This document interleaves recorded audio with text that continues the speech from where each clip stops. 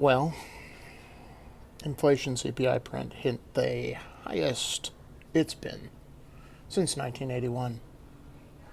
Things are looking up. My name's Eric. This is above my pay grade. Let's get into it.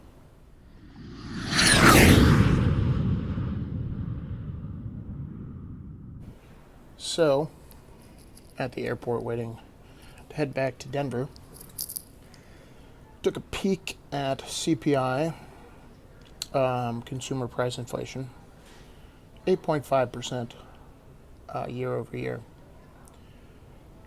I find, maybe it's just me, but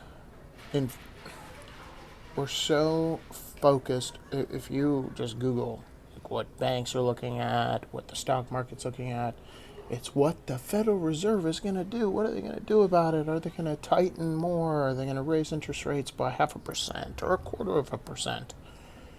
And if this doesn't shout, to me it shouts central planning doesn't work. This one arbitrary Wizard of Oz in the sky, the Federal Reserve, can mess with the cost of capital, and everything's going to work out. And all these individual people making decisions in their own life about cost-benefit analysis, the Federal Reserve will be able to figure that out and make that run smooth as butter. No, they can't do that. And so, when we see CPI prints like today of 8.5, which, who cares what the CPI print is? What are you spending on your day-to-day items? For me, that's higher than 8.5%. And inflation's a hard thing to measure anyways, because inflation for one person, right, depending on what they buy, could be different than me. What do they spend their money on? How much money are they spending on food versus shelter and all that kind of stuff? But the big picture is inflation, in my opinion, is going much higher. Why do I say that? Well, you tell me why it's going down. Right? So we're looking at probabilities. Why would it go up versus down? I don't think that the Federal Reserve is going to tighten enough for CPI or inflation to go down to its normal levels of 2%. And eventually, the government's going to come in and say, okay, inflation's a problem. Best way to solve this is to give people more money so they can afford the gas, the food, consumables. And again, symptom of the problem of centralized control. When they have control of the printer, they're going to use it and they're going to distort it. So we can bitch, moan, and complain about it, but it's going to be the case on both sides of the aisle, in my opinion.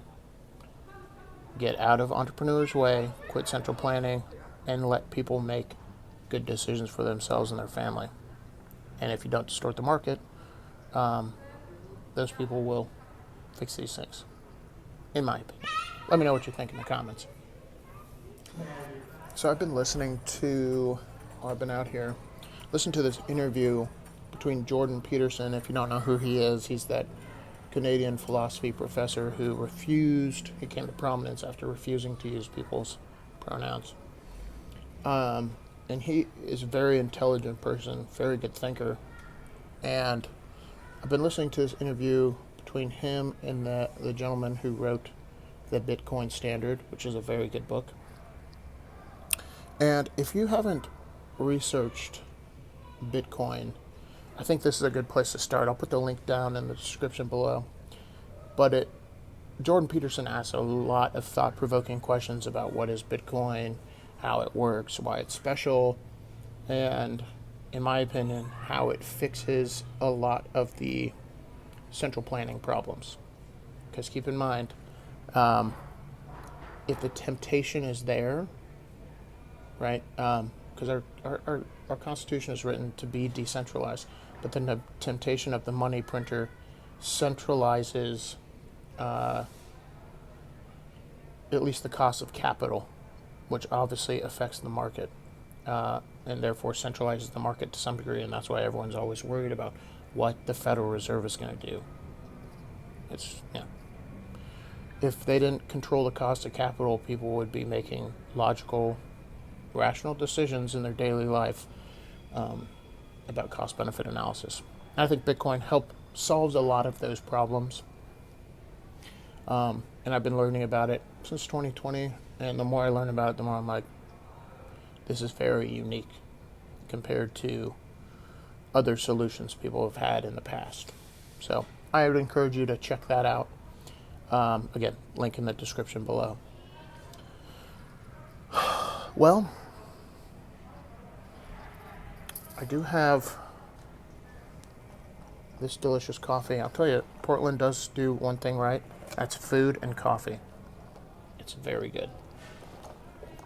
Cold brew, delicious. Thanks for watching. Thanks for listening. I will see you in the next one.